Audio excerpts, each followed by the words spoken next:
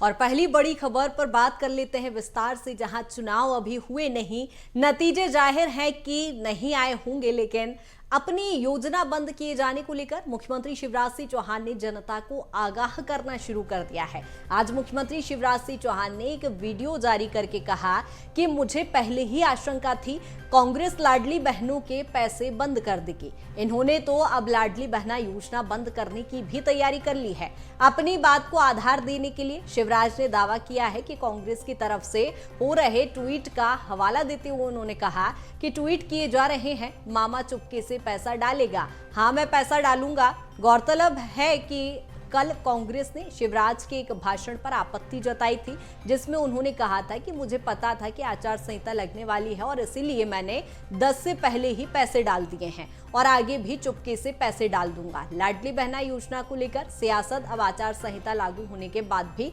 लगातार चल रही है।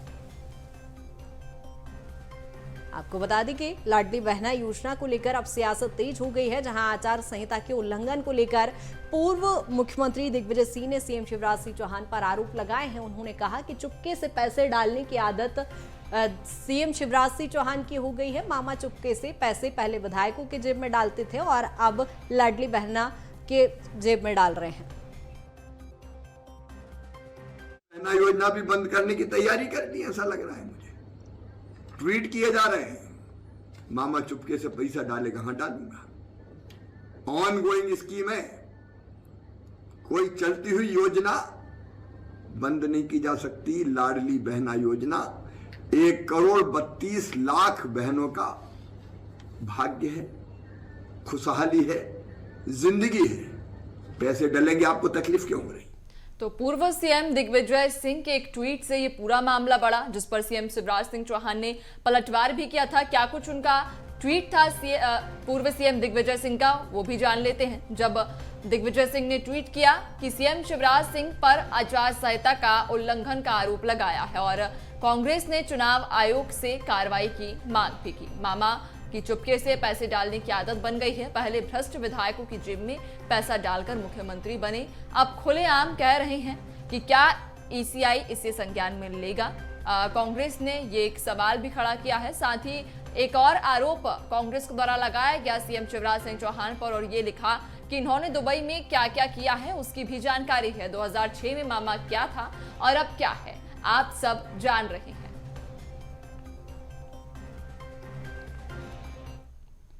वहीं इस मामले पर कांग्रेस को लेकर कांग्रेस प्रवक्ता भूपेंद्र गुप्ता का भी बयान सामने आया है। उन्होंने कहा कि लगता है सरकार खुद ही लाडली बहना योजना बंद करना चाह रही है, तभी योजना बंद करने को लेकर जबरन बयानबाजी कर रहे हैं। देखिए, मामा को जो है झूठ बोलने में गुदगुदी होती है, निरंतर वो झूठ बोल रहे हैं। जो योजना अभी मामा सरकार चला रही है उसको बंद करने या खोलने की कांग्रेस क्या सरकार में है जो बंद कर देगी? ये तो मामा को बताना चाहिए कि वो जो है बंद करना चाह रहे हैं तो कांग्रेस का उसमें नाम ले रहे हैं। मामा तो कह रहे हैं कि हमने जो है शहरिया लोगों के 1,000 रुपये बंद कर दिए थे। इससे बड़ा कोई झूठ है क्या? शासन लिख के दे रहा है कि ये योजना चालू थी और अभी भी चालू है। तो इस तरह की झूठ बोलकर अपने पद की गरिमा को खराब करे कोई मुख्यमंत्री, ये उचित बात है क्या? और लाडली बहना योजना पर देख पा रहे हैं कि आचार संहिता लगने के बाद भी सियासत गर्माती जा रही है। दोनों ही पार्टियों की ओर से तीखे सुर भी अब इस योजना को लेकर उठने लगे हैं। ज्यादा जानकारी ले लेंगे, संवाददाता विवेक हमारे साथ जुड़ चुके हैं। विवेक, आचार संहिता लग चुकी है और चुनाव अब बिल्कुल दहलीज पर खड़ा है। ऐसे में दोनों ही पार्टियों के लाडली बहना, जो कहीं ना कहीं बीजेपी कह रही है कि मास्टर स्ट्रोक की योजना साबित होगी चुनाव में, उस योजना पर एक बार फिर से सियासत गर्म हो रही है। बिल्कुल, एनएनसी जो आधी आबादी है महिला वोटर को साधने के लिए लगातार दोनों राजनीतिक पार्टी तमाम जो कोशिश है वो कर रही है, मगर बीजेपी पार्टी की जो महत्वाकांक्षी योजना है बीजेपी सरकार की लाडली बहना योजना, जो मास्टर स्ट्रोक साबित हो सकती है 2023 के चुनावी दंगल में, जिसको लेकर लगातार अब जो पूरा जो मध्य प्रदेश की सियासत है वो गर्माती हुई दिखाई दे रही। क्योंकि जिस प्रकार से मुख्यमंत्री शिवराज सिंह चौहान कांग्रेस पार्टी पर आरोप लगा रहे हैं कि कहीं ना कहीं लाडली बहना बंद करने को लेकर कांग्रेस कहीं ना कहीं रणनीति बना रही है। वहीं कांग्रेस पार्टी का साफ तौर पे कहना है कि वो सत्ता पे नहीं है। और बात की जाए सरकार की तमाम योजनाओं की, तो जब 15 महीने की जब सरकार थी कांग्रेस पार्टी की, तब भी बीजेपी सरकार की किसी भी लाभदायक योजना को बंद नहीं किया गया है। अब देखने वाली बात है कि लाडली बहना योजना के चलते बीजेपी पार्टी धरातल पर अपनी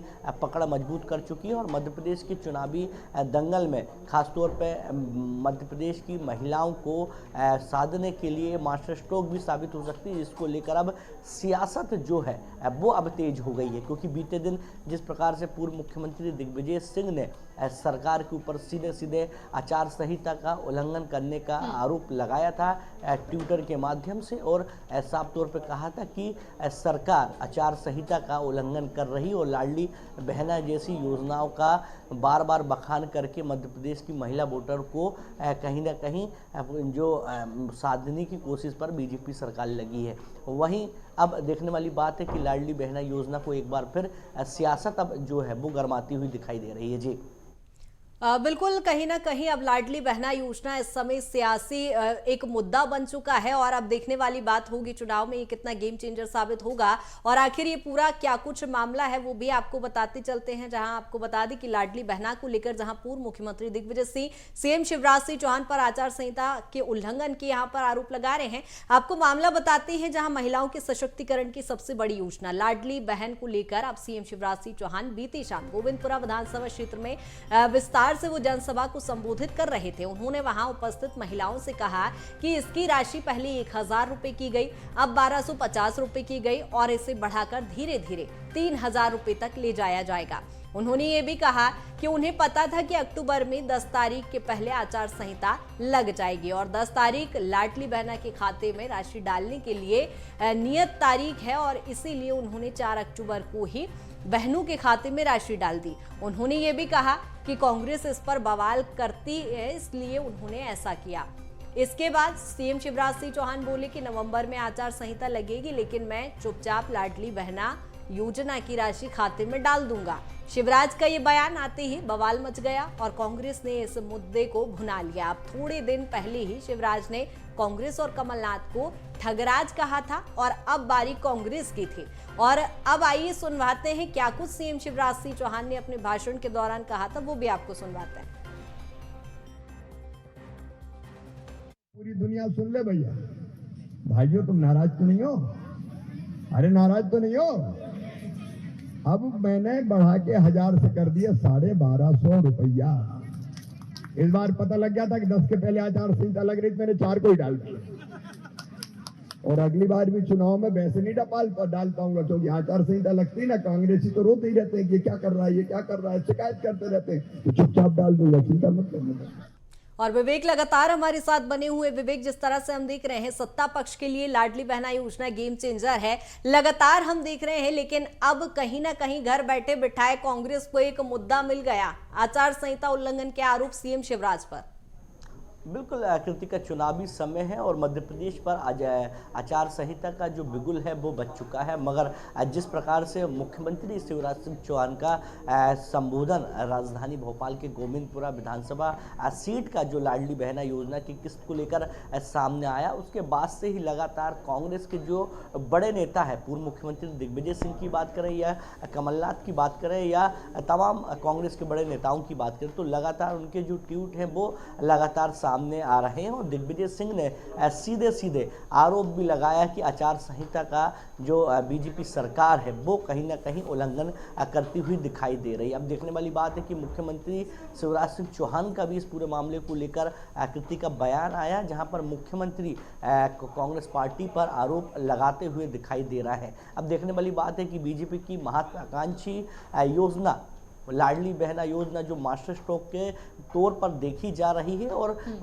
मध्य प्रदेश की यदि बात की जाए राजनीतिक समीकरण की, तो आधी आबादी यानी महिला वोटर को साधने के लिए कितनी बड़ी भूमिका में लाडली बहना योजना बीजेपी को सत्ता के शासन पर बिठालती है, तो आने वाला वक्त बताएगा। मगर इस लाडली बहना योजना को लेकर अब सियासी जो पारा है वो बढ़ता हुआ दिखाई दे रहा है। जी बिल्कुल विवेक, बहुत शुक्रिया तमाम जानकारी के लिए।